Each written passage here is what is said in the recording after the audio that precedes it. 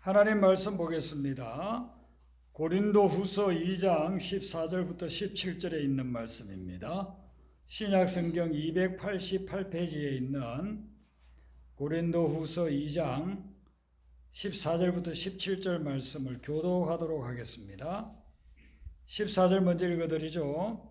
항상 우리를 그리스도 안에서 이기게 하시고 우리로 말미암아 각처에서 그리스도를 아는 냄새를 나타내시는 하나님께 감사하노라.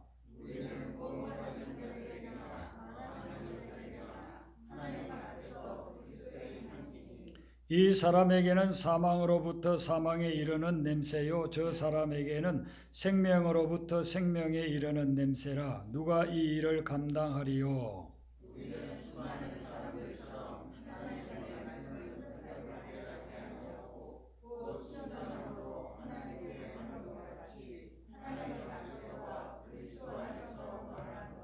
아멘. 오늘 이 본문 말씀에서 사도 바울이 하나님께 두 가지를 감사한다고 이야기하고 있습니다. 14절에 보면 항상 우리를 그리스도 안에서 이기게 하시는 하나님께 감사한다고 했습니다. 그리스도 안에서 이긴다. 그러면 무엇에 대해서 이기는가? 우리가 영적인 삶을 살아가기 때문에 영적인 대적인 사단을 이기고 또 세상을 이기는 것을 말합니다. 우리에게 닥쳐오는 여러 가지 고난이나 역경을 이겨나가고 무엇보다도 하나님 앞에 걸림돌이 되는 내 자아의 욕망, 속성 이런 것들을 이기는 것을 이야기합니다. 예수님이 요한복음 15장에 참포도나무 비유를 이야기를 했어요. 예수님은 참포도나무고 하나님은 농부고 우리 믿는 자들은 가지라고 그렇게 했습니다. 근데 그 가지가 열매를 맺으려면 나무에 붙어 있어야 된다. 포도나무에 붙어 있어야 된다고 했습니다. 그러니까 가지가 포도나무에 붙어 있는 것이 예수님 안에 있는 거예요.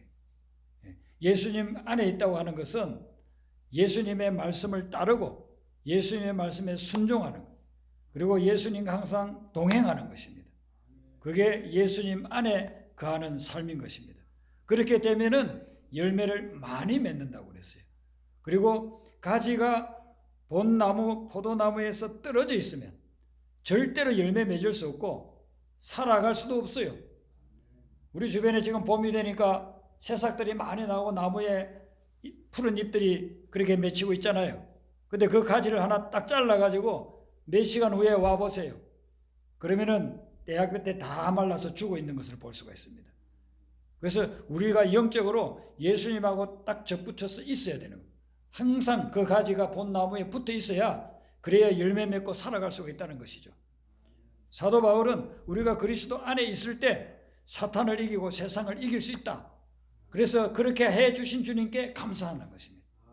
그러면 우리가 예수님 안에 거한다고 하는 것은 예수님의 말씀에 순종하고 예수님과 동행하는 거라고 했는데, 그렇게 예수님 안에 거하게 되면 우리의 삶에 어떤 일이 일어나느냐, 어떤 일이 일어나길래 이 사도 바울은 이것을 감사하다고 했을까?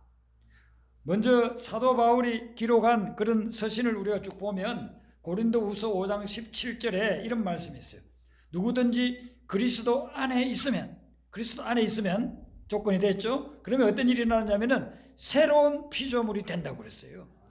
그리스도 안에 있으면 그리스도의 말씀을 따라가고 그리스도와 동행하면 우리의 삶이 완전히 새로워진다. 우리의 영혼과 우리의 인간성이 완전히 새로워진다는 겁니다. 그래서 새롭게 되는 그런 역사가 일어나니까 얼마나 감사한지 모른다는 것이죠. 우리 한국의 선교사님이 파푸아뉴기니라는 곳에 선교사로 파송을 받았습니다. 그런데 이분은 일반적으로 하는 그런 선교하고는 좀 다르게 성경 번역하는 선교로 갔어요. 그래서 그것을 위해서 공부를 많이 했습니다. 뭐 영어도 배우고 한국어 문법들도 더 다시 배우고 이렇게 어떻게 번역을 하는지 그 번역하는 것에 대한 걸 수년 동안 배워가지고 사모님과 함께 파푸아뉴기니 그 산악지대로 들어갔어요.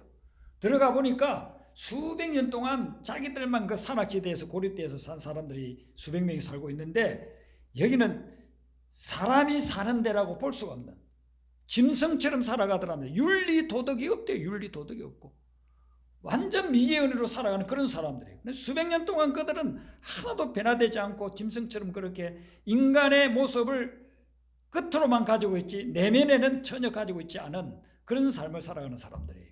그 사람들에게 가가지고 그 몇 년 동안 연구를 해서 그들이 쓰는 용어, 그런 단어들을 이제 새로 만들었어요. 그래서 성경을 그것으로 번역을 해가지고 읽어주기 시작했습니다.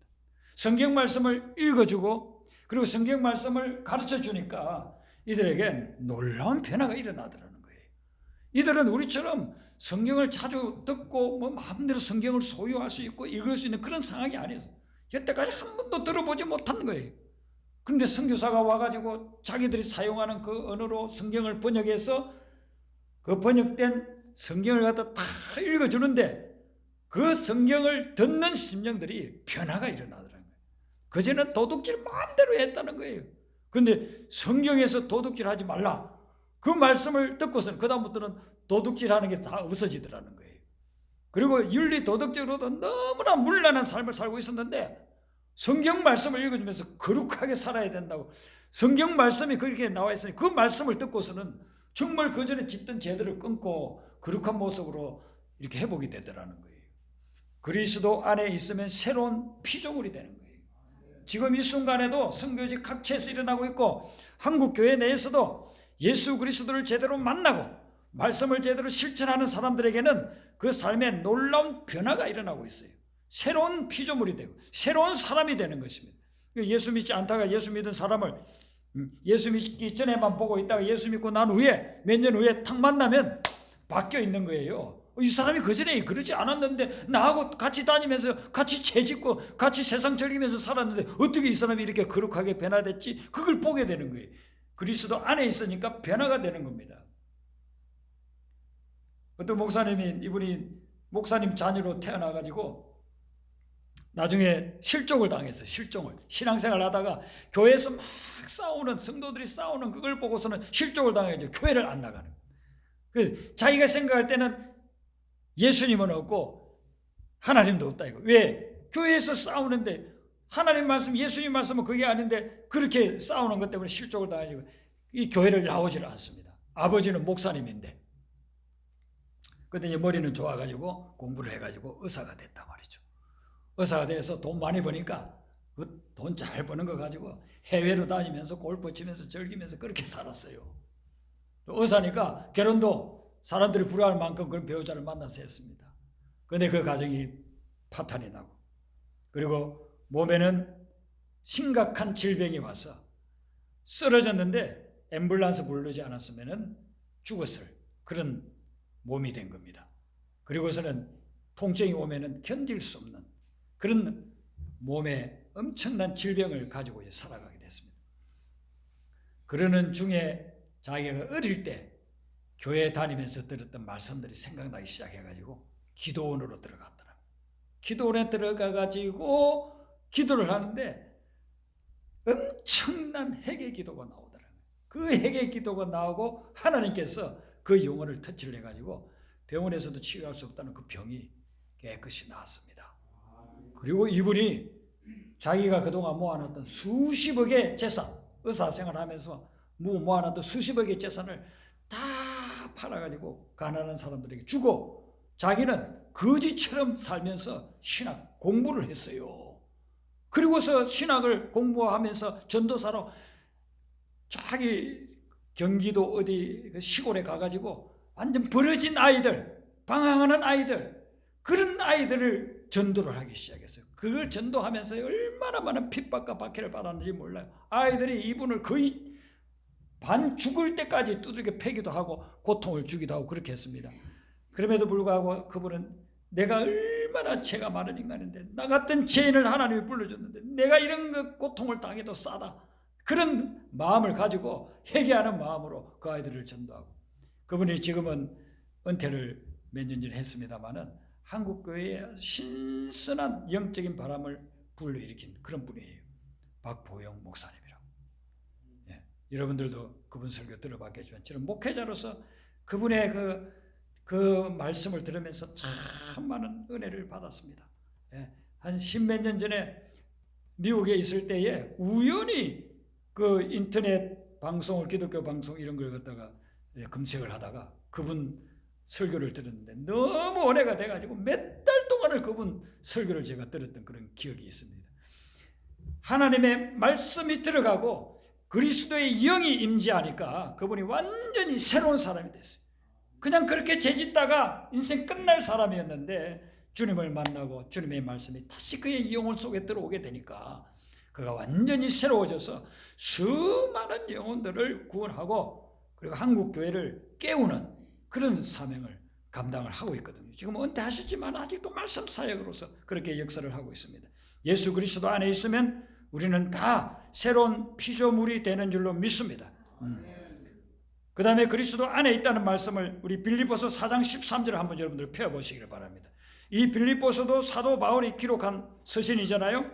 로마 감옥에서, 그래서 에베소서, 빌립보서, 골로새서, 빌레몬서 네 권을 옥중 서신이라고 하지 않습니까? 자, 빌립보서 4장 13절 좀 뒷부분에 있는데요. 자, 찾아서서면 빌립보서 4장 13절 같이 읽습니다. 시작. 내게 능력 주시는 자 안에서 내가 모든 것을 할 수 있느니라. 아멘. 이 구절을 한국교회 성도들은 참 좋아해요. 왜 좋아하느냐면 뭐든지 할 수 있다고 생각하니까. 내가 뭐든지 할 수 있다.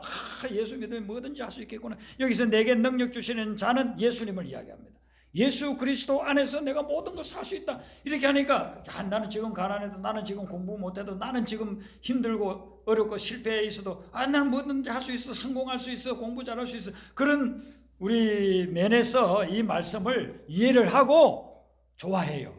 그런데 그 앞에 11절 12절을 보면 그런 말씀이 아니에요. 11절 12절에 보면 나는 자족하기를 배웠다. 내가 비천에도 처할 줄 알고 풍부에도 처할 줄 알고 가난하고 배고프고 배부르고 이런 걸 다 할 수 있다. 이것은 뭘 이야기하냐면 내 환경 여건이 어떻든지 간에 어떤 역경과 고난이 오더라도 나는 그것을 능히 내게 능력 주시는 자 안에서 극복할 수 있다 하는 것입니다. 그 말씀이에요. 그 말씀. 내가 뜻하는 대로 모든 것들이 다 이루어진다는, 다 할 수 있다는 그런 말이 아니에요. 그러면 우리가 천지전능한 하나님하고 맞먹게 아니에요. 그게 아니고 내가 어떤 환경에 처하더라도 어떤 데는 정말 가난한 환경에 처할 수도 있고 어떤 데는 부유한 환경에 처할 수도 있고 어떤 데는 비천해질 수도 있고 어떤 데는 종개질 수도 있지만은 어떤 환경에 있든지 내가 그 환경에 굴하지 않고 그것을 극복해 나갈 수 있다 하는 거예요. 그래서 우리 믿는 사람들은 고난에 더 강한 거예요. 그리스도 안에 있으면 그 고난을 이길 수 있는 능력을 주님이 주시기 때문인 것입니다. 이걸 사도 바울이 생각하니까 하나님께 감사가 되는 거예요. 우리가 그리스도 안에서 고난도 이기고 사탄도 이기고 세상도 이길 수 있게 해주시니까 얼마나 감사한지 모른다. 이게 이제 사도 바울의 고백인 것입니다. 그리고 요한복음 15장 제가 말씀을 드렸습니다만 그 요한복음 15장을 쭉 읽어나가다 보면 7절에 기가 막힌 약속의 말씀이 있거든요. 이 말씀 한 군데 더 찾아보겠습니다. 요한복음 15장 7절. 자, 신약성경 마태, 마가, 누가, 요한.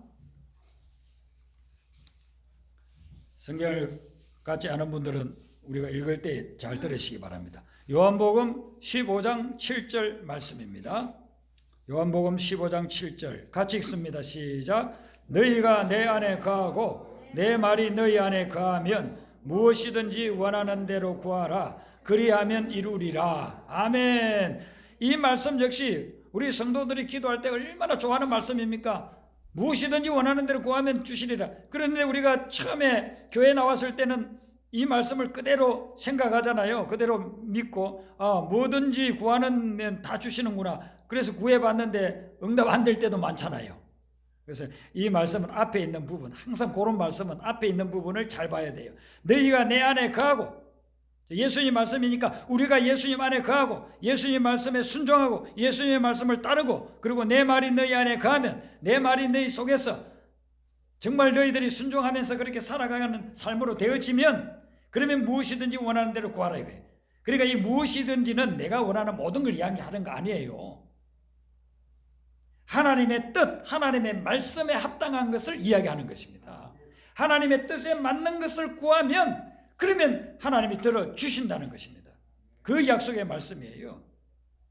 요즘은 위시리스트라 해가지고 그런 것들 있잖아요. 내 평생에 살아가면서 내가 꼭 하고 싶은 것. 그래서 어떤 사람은 나는 히말라야에 가서 한번 등반하고 싶다. 아프리카에 가서 한 달 정도 살고 싶다. 아니면은 나는 앞으로 경비행기를 사가지고 여행을 하고 싶다. 뭐 이런 것들을 많이 할 수 있잖아요. 그리고 어떤 사람은 그걸 100가지로 쫙 기록을 해놨어요. 그래서 그거 하나하나 이루어질 때마다 체크를 하는데, 우리가 드리는 기도는 그런 위시리스트, 우리가 원하는 목록을 써놓는 그게 아니에요. 응답받는 기도는 어떤 기도냐면은 하나님의 말씀에 근거하고 하나님의 뜻에 맞는 기도, 그걸 드릴 때 하나님께서 응답해 주신다는 겁니다. 그래서 그리스도 안에서 드리는 기도, 그것은 응답의 역사가 있으니까 이게 얼마나 감사합니까? 사도 바울은 그게 너무너무 감사한 거예요. 그래서 하나님 앞에 감사하다고 첫 번째 이야기를 했고, 두 번째 감사는 어떤 거냐면요, 14절 하반절에 우리로 말미암아 각처에서 그리스도를 아는 냄새를 나타내시는 하나님께 감사하노라 했어요. 자, 그리스도를 아는 냄새, 좀 이해가 잘 안 되죠? 이 말씀은 그 당시 배경을 이제 보면서 우리가 봐야 됩니다. 사물에는요 다 향기가 있어요. 나무에 보면 참나무의 향기가 있고, 감나무의 향기가 따로 있고, 배나무의 향기가 따로 있어요. 근데 나무는 조금 구분이 잘 안 되겠지만은 꽃은 확실하게 구분이 돼요. 꽃마다 향기가 있어요. 봄에 피는 봄에 이렇게 피는 꽃을 보면은 개나리, 진달래, 목련, 꽃의 전문가들은요 눈을 감고서도 냄새만 맡고 이것은 무슨 꽃이다 정확하게 알아내요. 그 꽃마다 가지고 있는 특유한 향기가 있기 때문인 거예요. 사람도 마찬가지입니다. 우리도 우리 자신에게 내가 모를지라도 향기가 있어요. 이 향기는 무슨 향수를 발라서 그런 향기가 아니고 우리 속에서 나오는 우리의 성품, 우리의 됨됨이가 나타내는 향기가 있어요. 그 사람을 보면 그 사람에 대한 향기를 우리는 느끼는 것입니다. 아, 저분은 참 인품이 고상해. 아, 저분은 마음이 참 부드러워. 저분은 참 따뜻해. 우리가 그런 것들은요 다 그분이 드러내는 성품의 그런 향기가 그렇게 우리에게 다가오는 것이죠. 그걸 느끼게 되는 거예요. 우리 그리스도인은 어떤 사람들이냐면은 우리 속에 있는 그리스도가 향기를 발하고 있다는 겁니다. 내가 원하든 원치 않든 우리가 예배를 드리고 삶으로 들어가게 되면 한 주간 동안 삶을 살아갈 때 나를 만나는 많은 사람들에게 내 속에 있는 그리스도의 향기를 전해주게 되어 있다는 겁니다. 이거는 좋을 수도 있고 안 좋을 수도 있어요. 왜냐하면 내 속에 그리스도의 향기가 정말 그리스도의 향기가 있다고 한다면 주변에 있는 사람들이 그것을 맡고서 감동을 받을 겁니다. 그런데 내가 교회는 열심히 다녔는데 신앙생활은 이렇게 세어보니까 20년 30년 했는데 내 속에서 그리스도의 향기가 없다고 한다면 사람들에게 실망을 줄 거예요. 저 사람은 교회를 다닌다고 하면서도 전혀 예수 믿는 사람 같지가 않아. 예수 냄새가 안 나. 그렇게 된다고 한다면 신앙생활 열심히 한다고 하고 교회에 헌금도 드리고 시간을 투자해서 종교생활은 했는데 나는 실제적으로는 예수님과 아무런 상관이 없는 그런 삶을 살았다는 그런 결론밖에 안 되잖아요. 그러면 그것은 정말 얼마나 비참합니까? 사도 바울은 그런 사람은 진짜 불쌍하다고 했어요. 예, 불쌍하지 않습니까? 우리가 예수님을 만나지 못하고 천국을 누리지 못하면서 그러면서 그냥 습관적으로 신앙생활만 하고 있다고 한다면, 종교 행위만 하고 있다고 한다면은 거기에서는요 아무런 그리스도의 향기가 나오지를 않아요. 오늘날 한국 교회에 많은 부분들을 보면서 안 믿는 사람들, 세상 사람들에게 손가락질을 당하는 이유는 뭐냐면은 내 속에 그리스도가 없기 때문에 그래요. 내 속에 그리스도가 있어야 되는데 내 속에 그리스도가 없이 나 자아만 있고 세상이 있고 심지어는 악한 영이 나를 사로잡고 있기 때문에 그리스도와 한계가 아닌 세상의 악취가 나오니까 사람들이 아주 구역질을 한다. 거부하는 것입니다. 우리가 그리스도 안에 딱 거하면서 그리스도의 향기를 드러내는 그런 삶이 그게 우리를 그리스도인이라고 인정해 준다는 것이죠. 그 향기가 없으면, 향기를 맡다 보니 향기가 없으면 이건 꽃은 꽃인데 만들어 놓은 꽃이 좋아. 개나리처럼 그냥 정말 똑같아요. 보기에는 개나리 똑같은 개나리로 만들었는데 그건 향이 안 나요. 개나리 향이 안 나요. 만들었기 때문에. 진달래꽃이 정말 기가 막히게 진달래처럼 만들어놨는데 그건 좋아야. 그건 냄새가 안 나. 냄새 나는 것도 있어요. 그거는 비슷한 향수를 뿌려놔서 향수 냄새지 그 꽃 자체에서는 냄새가 하나도 안 나. 우리의 신앙생활이 만약에 그렇게 된다고 한다면 그는 비극적인 삶이다. 그렇게 볼 수 있어요. 내 안에 예수님을 모시고 예수님의 말씀을 따라서 살고 예수님과 동행하게 되면 우리 속에서 그 그리스도의 향기가 나와서 그 그리스도의 향기가 사람들을 변화시키는 그런 역사가 일어난다는 거예요. 여러분, 사람들은 매력적인 사람이 되려고 해요. 왜 그러냐면은 사람들이 그런 매력적인 사람을 좋아하니까. 그 사람들에게 인기 있고 사람들이 인정해주는 그런 사람이 되려고 해요, 우리가. 왜냐하면 사람들이 그런 사람을 좋아하기 때문에 사람들에게 인정받고 싶어서 자꾸 그렇게 되는 겁니다. 그래서 보통 사람들은 어떻게 합니까? 좋은 화장품을 쓰고 그리고 헤어스타일을 멋지게 만들고 아름다운 옷을 입습니다. 그리고 내 얼굴이 좀 이래서 그런가 해가지고 막 성형수술을 합니다. 이런 여러 가지 몸을 치장하고 하는 이유가 뭡니까? 그것은 사람들에게 매력적인 사람으로 보이고 싶었어. 사람이 나를 보면은 나를 좀 좋아하게끔, 사람들에게 내가 좀 인정받으려고 그렇게 해서 그런 모습들을 하고서 다닙니다. 그게 필요합니다. 대인관계 할 때, 사람들을 만날 때 뭐 누추한 옷을 입고 다니고 때 묻은 옷을 입고 다니는 것보다는 깔끔하게 입고 좀 향수도 바르고 그렇게 해야 사람들에게 부담도 안 주고 좋죠.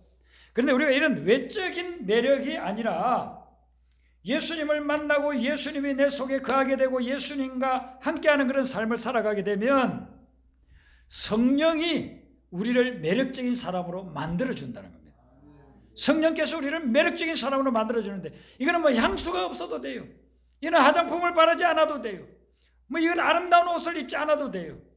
우리의 영을 통해서 그리고 예수를 닮은 성품을 통해서 그리스도의 향기가 매력적으로 발산되는 겁니다. 그래서 사람들이 그걸 보고 너무너무 좋아하는 거예요. 제가 몇 년 전에 거의 10몇 년 전에 읽었던 그런 이야기가 있는데요. 이게 실제 있었던 일인데 오스트리아에서 수녀 두 분이 20대에 그들이 한국에 난자촌이 있다는 그 보도를 보고 자기들이 그곳에 가서 그 난자들을 돌보고 싶은 굉장히 강한 마음을 가졌습니다.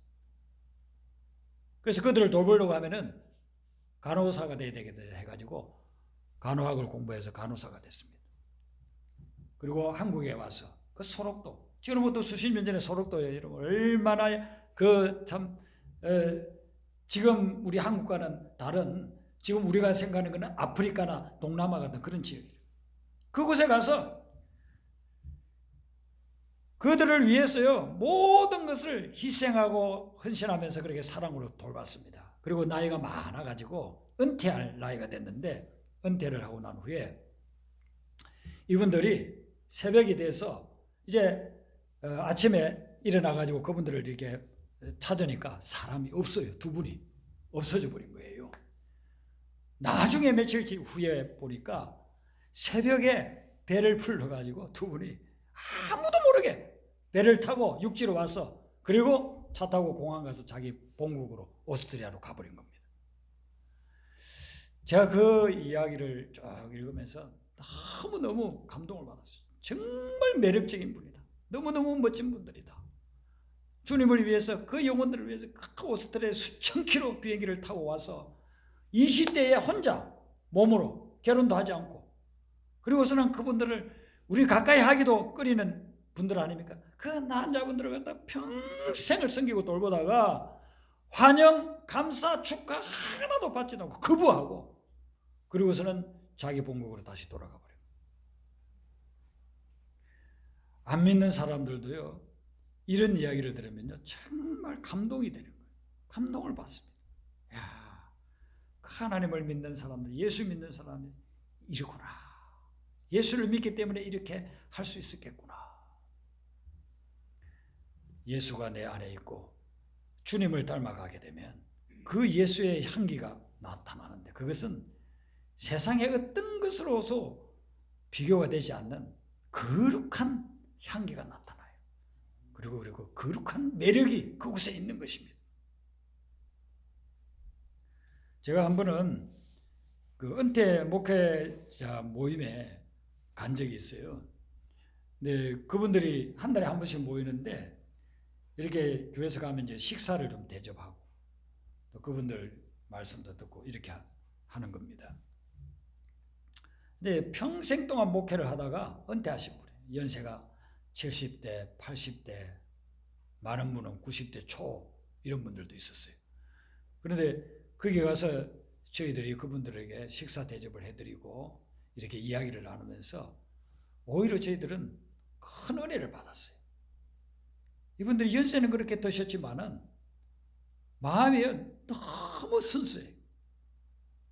말씀을 통해서 그 마음들이 잘 닦여가지고 너무 마음이 순수해요. 그리고 웃는 해맑게 웃는 어린아이처럼 그렇게 또 웃음을 웃고, 어떤 분은 한 분은요 저에게 제 이름을 이렇게 문병용 해가지고요 시를 써줬어요. 근데 그 시가 저에게 큰 격려가 되고 위로가 되는 그런, 그분들이 그리스도 안에서 하나님의 말씀 안에서 말씀을 전하면서 그렇게 평생을 살아와 놓으니까 그분들이 이렇게 사람들을 만나면 그 그리스도의 향기가 이렇게 나오는 거예요. 뭐 억지로 내는 것이 아니라 자연스럽게. 그래서 지금도 저는 그때 70몇 세신데 아현 감리교회인가를 목회하다가 은퇴했다는 그 목사님을 잊지를 않아요. 그분이 저에게 다가와가지고 목사님 선응함을 가지고 내가 시를 썼습니다 하면서 그 시 한 편을 주시는데요, 참 제가 큰 감동이 되고 위로를 받았습니다. 예수님의 향기가 우리를 만나는 다른 사람들을 변화시킬 수 있는 그런 능력이 있는 것입니다. 우리가 예수님 안에 거하게 되면 내가 그전에 가지지 못했던 그런 놀라운 능력이 예수님을 통해서 드러나게 되는 거예요. 오늘 이 말씀 속에서 15절 16절을 여러분들 보시면 이게 좀 이해가 잘 안 되는 말씀이에요. 그냥 보면은 15절 16절이 어떻습니까? 우리는 구원받는 자들에게나 망하는 자들에게 하나님 앞에서 그리스도의 향기라고 했는데 16절에 이 사람에게는 사망으로부터 사망의 이런 냄새고 저 사람에게는 생명으로부터 생명의 이런 냄새라, 그렇게 이야기하고 있어요. 똑같은 냄새인데 이 사람에게는 사망이고 저 사람에게는 생명이라는 것입니다.